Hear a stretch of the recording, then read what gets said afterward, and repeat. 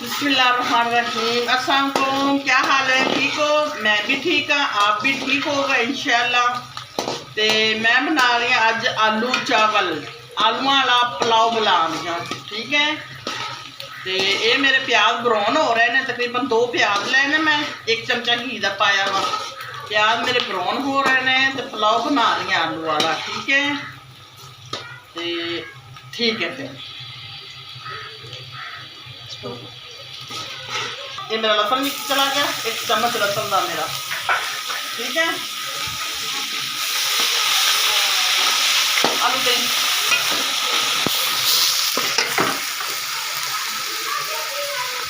ये मेरे आलू चले गए हैं, 1 किलो आलू की।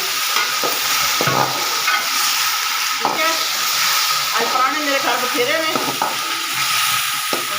ठीक है, टेंशन ना लो, मेरा मसला थोड़ा नहीं, तुम आराम ना वीडियो देखनी है।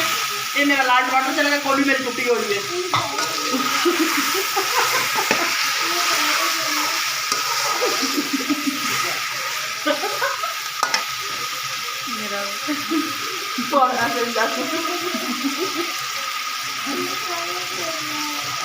पानी देने।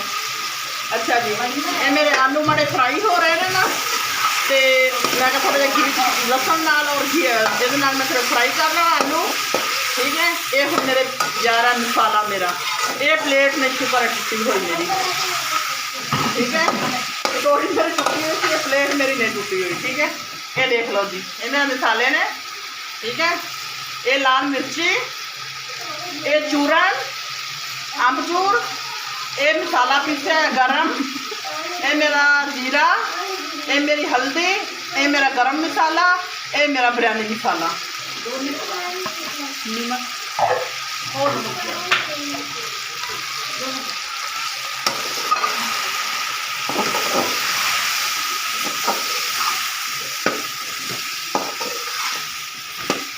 थोड़ा जहा मैं पानी इस्तेमाल करूँगी, क्योंकि मेरे मसाले जोड़े ने गलन ना सड़न ना, मसाले मेरे गल सड़ ना जाए। ठीक है, ये थोड़ा जहा पानी इस्तेमाल करूँगी, अच्छी तरह मसाले को नहीं लाऊंगी।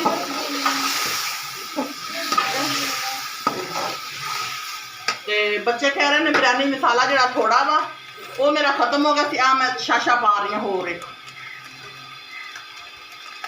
बच्चे कहते ने पुलाव आलू वाला चटपटा हो। ठीक है, मैं अज जी चटपटा पुलाव बना रही हूँ आलू वाला। ठीक है, ये भी पा ही दूँगी मैं।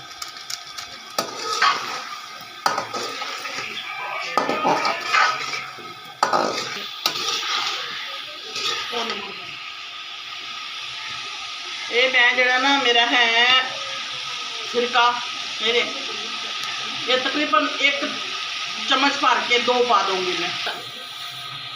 ये जी नमक, 1 चम्मच मेरा नमक दवा। ठीक है, फिर मैं हाथ नाल नमक पानी, तुम मेरे देखते हैं वीडियो, मैं हाथ नाल नमक पानी, मैं चम्मच में पावा तो मेरे को ताज़ा हो जाता वा।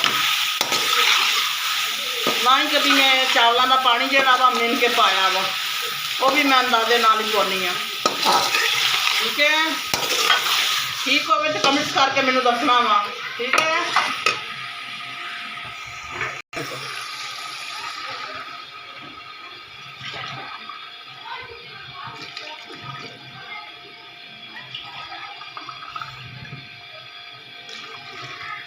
अच्छा चलो, ये जी मेरे तकरीबन 1.5 किलो चावल सी, 4 गिलास 5 गिलास मेरे सी। ठीक है, 5 गिलास मैं चावलों में बना रही हूँ, 5 गिलास। ठीक है, तो वो मैं 4 मग्गे पानी के पाते हैं, क्योंकि मग्गा गिलास में थोड़ा जहा ज़्यादा वा, ये वास्ते मैं 4 पाते हैं। ठीक है, अंदाजे नाल ही। चलो ये जी पानी मेरा उबल गया वा अच्छी तरीके ना, तो हुण मैं पाते ने चावल। चावल मेरे जा रहे हैं दम ते, दम ते जाएंगे। चावल मेरे जा रहे हैं दम ते, फिर खान लगे मिलांगे इंशाल्लाह। लिखी रही थी अच्छी तरह पानी खुश्क होएगा, फिर मैं दम तो लगा ला। हाँ जी